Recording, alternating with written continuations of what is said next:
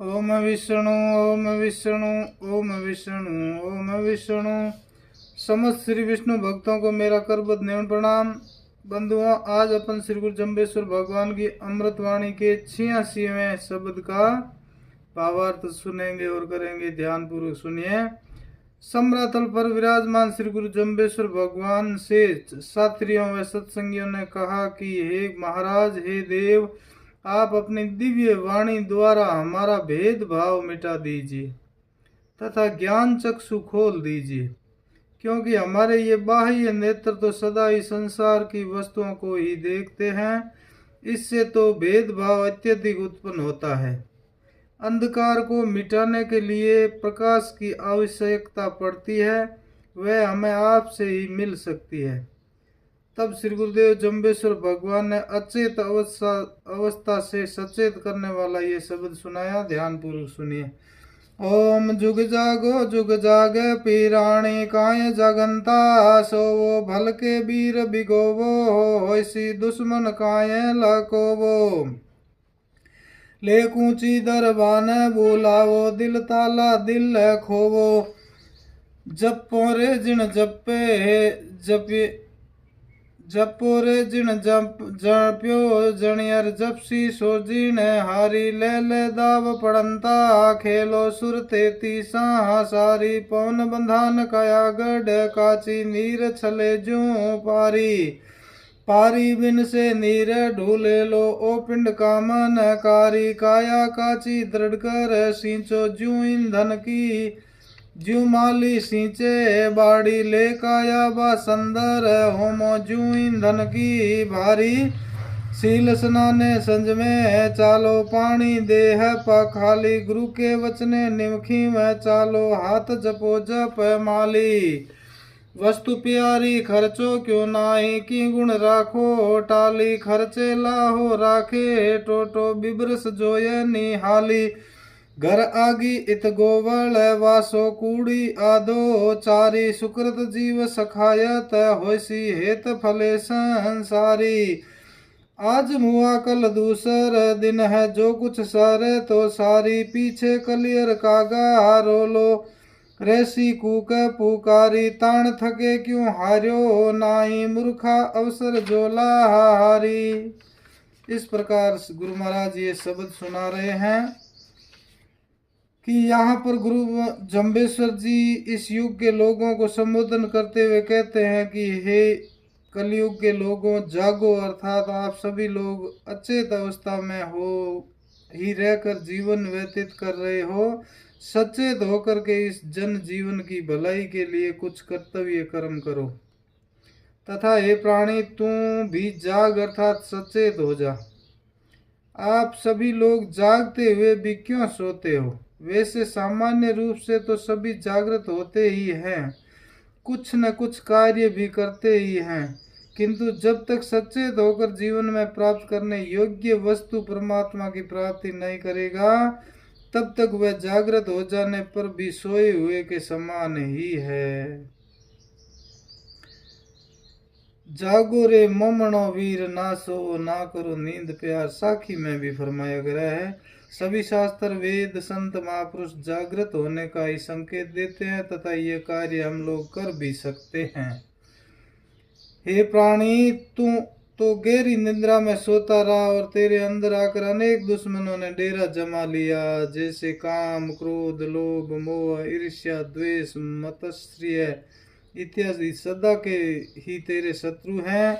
इन्हीं को तुमने सदा आश्रय दिया। किसी तुम्हारे भाई बंधु सज्जन वीर ने तुमको कभी सचेत करने की कोशिश भी की तो तुम सचेत नहीं हुआ। इनको छोड़ने की कोशिश भी नहीं की, परंतु इन्हें छुपाने का ही प्रयत्न करता रहा। इनके रहते हुए भलाई कहाँ से हो सकती है? तुम्हारे भाई प्रियजन भी तुम्हारा साथ छोड़ गए, क्योंकि सज्जन प्रियजनों तथा इन दुश्मनों का क्या मेल जोल है? इन काम क्रोध आदि शत्रुओं को हृदय रूपी गुफा में छुपाकर आगे अज्ञानता अचेतनता रूपी ताला डाल रखा है। इस प्रकार से तो ये कभी नहीं निकल सकते तथा इनके रहते हुए कुशल किसी रे भाई यदि कुशलता चाहते हो तो सद्बुद्धि रूपी दरबान पहरेदार को ज्ञान सचेतना रूपी कुंची लेकर बुलाओ तथा ताला खोल सकता है, वह ताला खोल सकता है। तब आप इन शत्रुओं को बाहर निकाल सकते हो। जब ये बाहर निकल जाएंगे तब इन शत्रुओं से दबे हुए दया, करुणा, प्रेम, सौहार्द, संतोष, समता इत्यादि गुणों का उदय हो जाएगा। यही है जागृत होने का अर्थ तथा जीवन की सफलता का मूल मंत्र। हे प्राणी, उस जन्मदाता परमपिता परमात्मा का जप स्मरण ध्यान करो। वही सभी का स्वामी है तथा वह उस स्वामी का जप स्मरण भी तो वही कर सकेगा जिन्होंने बलवान चंचल मन तथा मोह माया को हराकर उन पर विजय प्राप्त कर ली है।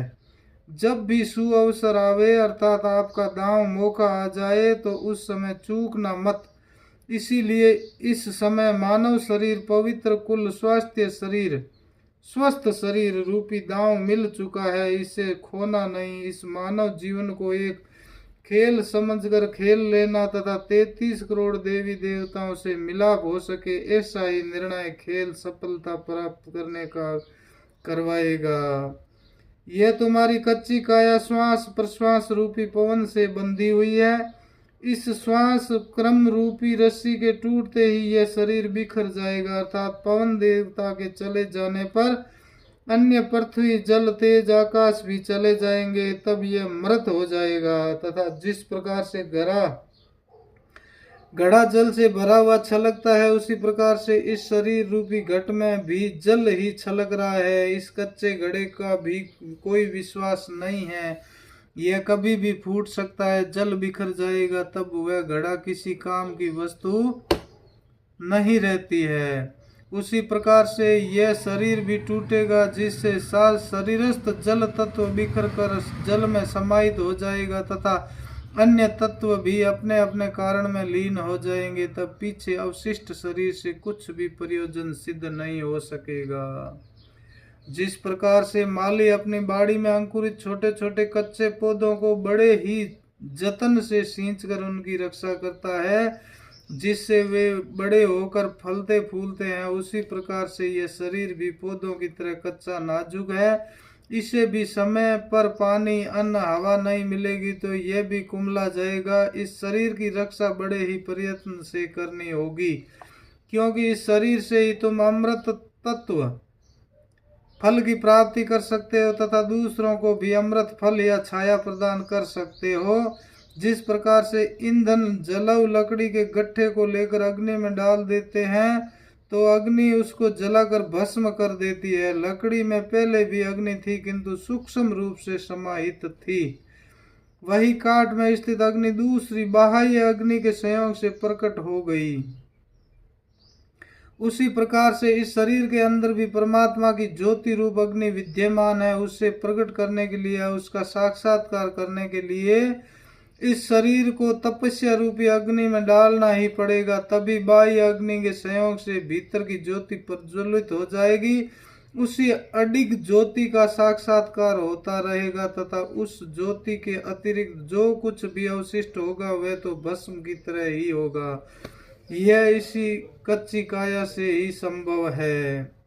उस अमृत तत्व तक पहुंचने के लिए शीलता, नम्रता, मन तथा इंद्रियों का संयम रखना और इस स्थूल शरीर को भी जल से धोना अर्थात नित्य प्रति स्नान करता गुरु के वचनों पर नम्रता समाशीलता रखते हुए चलना। इन दैनिक क्रियाओं के अतिरिक्त हाथ में जप करने के लिए माला रखो, उससे ध्यान पूर्वक एकाग्र मन से परमात्मा का जप स्मरण करते रहो, यही मुख्य उपाय है। आगे गुरु महाराज फरमाते हैं, रुपया पैसा धन दौलत विद्या प्यारी लगने वाली वस्तुओं को खर्चते व्यर्थ वे क्यों नहीं करते हो? इनसे ऐसा कौन सा गुण है, इनमें कौन सा गुण है जिस वजह से इनको बचा कर संभाल कर रख रहे हो? इनको खर्चने पर भी लाभ है तथा संग्रहित करके रखने में नुकसान ही है। यह विचार करके देखो तो निहाल हो जाओगे। ये तो कुएं के जल की भांति ज्यों ज्यों सिंचाई करके बाहर निकालोगे त्यों त्यों ही शुद्ध ताजा जल भरता जाएगा, और यदि सिंचाई नहीं करोगे तो वह पड़ा हुआ सड़ जाएगा, पीने लायक नहीं रहेगा। यही गति धन विद्या तथा गुणों की भी होती है।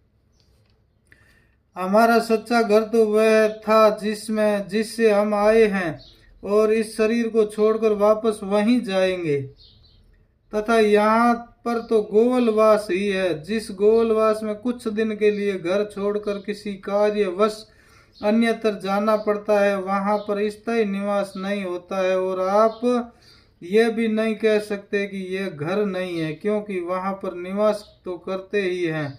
इसलिए झूठा आधाचार है, अर्थात कुछ तो घर जैसा लगता है क्योंकि उसमें निवास करते हैं, तथा उसे हम सच्चा घर भी इसलिए नहीं कह सकते क्योंकि वहां पर सदा नहीं रहना है, इसीलिए वह गोवलवास है। वेदांत की भाषा में मिथ्या है। इस मिथ्या संसार में हमें कदापि विश्वास नहीं करना चाहिए। सदा अपने सच्चे घर पर जाने के लिए प्रयत्नशील रहना चाहिए। जिस प्रकार हम गोवलवास के लिए जाते हैं और पीछे का रास्ता अगर बंद हो जाए तो वापस आना मुश्किल हो जाता है, इस गोवलवास में रहकर वह जीव यदि सुक्रम करेगा तो वह सुक्रम में ही आगे के जीवन के लिए साथी मित्र होगा। सुकृत साथ संगाई चाले। सदा इसी संसार में किया हुआ हेत प्रेम जीवों पर दया भाव ही आगे प्रतिफलित होगा। इसीलिए यह गोवलवास भी अति महत्वपूर्ण है। उसी प्रकार से हमें इस समय समस्त रास्ता खोलना पड़ेगा। आगे गुरु महाराज फरमाते हैं, आज यदि मृत्यु हो गई है तो फिर कल दूसरा दिन आ जाएगा और परसों तीसरे दिन तो तेरी अंतिम विदाई समारोह भी हो जाएगा। ये 3 दिन तुझे फिर से दिए जाते हैं। इन 3 दिनों में यदि कुछ ज्ञान ध्यान बनता है और मोह माया छूटती है तो छोड़ देना। इन दिनों में तथा इनके बाद में तो तेरे संबंधी लोगों को कौवों की तरह रोना पीटना चिल्लाना ही शेष रह जाएगा। इससे तुम्हारा कोई कार्य सिद्ध नहीं होगा, न ही तुम्हारे घर वालों की स्वार्थ पूर्ति हो सकेगी। पीछे कलियर कागा रोले। इस शब्द की इन पंक्तियों द्वारा यह पता चलता है कि मृत्यु के बाद भी यह जीव 3 दिन तक यहाँ पर ही रहता है। उसे मोह माया छोड़ने का तथा परमात्मा के स्मरण का यह अंतिम मौका दिया जाता है। यह घड़ी बड़ी ही नाजुक होती है। इन चंद घड़ियों में जीव पूर्णतः समझकर सचेत हो जाता है। इसीलिए इन 3 दिनों में रोना पीटना छोड़कर भजन कीर्तन सत्संग कथा वार्ता ही करनी चाहिए, क्योंकि वह उस जीव के लिए बहुत ही सहायक होती है। तथा इसीलिए बिश्नोइयों में तीसरे दिन ही अंतिम विदाई रूप पुड़ी आदि देते हैं और उनके सामने न्यात जमात भाई बंधु को भोजन आदि खिला दिया जाता है। वैसे तो यह न्यात कुछ नहीं है, उस जीव के लिए विदाई समारोह ही है।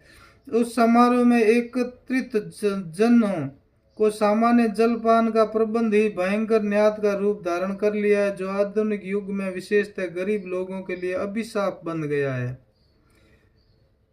बाजरी भेड़ा गुण ही पीसे जा रहे हैं, कहावत सिद्ध हो रही है, चरितार्थ कर रही है। पंच लोग गरीब से इस न्यात को जबरदस्ती करवा लेते हैं और फिर उसे कर्ज में के बोझ में लाद कर हमेशा के लिए शोषण करते हैं। हम अपनी संतान पर कर्जा का बोझा डलवा कर वह मर्द जीवात्मा कभी भी प्रसन्न नहीं हो सकती। खाने वाले वहां पर हलवा मिठाई न खाकर उस गरीब का खून नहीं पीते हैं। इसीलिए न्यात अवसर खाना कोई अच्छी बात नहीं है। यदि खाने वाले छोड़ देंगे तो इस समस्या का समाधान स्वतः ही हो जाएगा। आगे भगवान कहते हैं, अरे मूर्ख, मृत्यु बुढ़ापा से पूर्व जब तक तेरे शरीर में ताकत थी तब तक तू क्यों हार गया? अर्थात शक्ति होते हुए भी तू इस जीवन में कुछ भी अच्छा कार्य नहीं कर सका, इस जीवन की बाजी को हार गया। तो अब बुढ़ापे तथा मृत्यु के अवसर पर तो शक्ति क्षीण हो जाने से इस मानव शरीर रूपी दांव को हार जाएगा। अब तो इस हार से बचने का कोई उपाय नहीं है।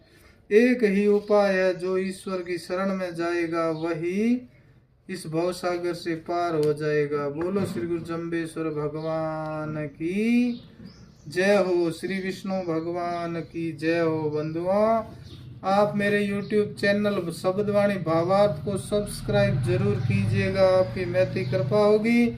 और अन्य बंधुओं तक पहुंचाने के लिए इसको शेयर भी कर दीजिए। धन्यवाद। बोलो श्री गुरु जम्बेश्वर भगवान की जय हो, जय हो।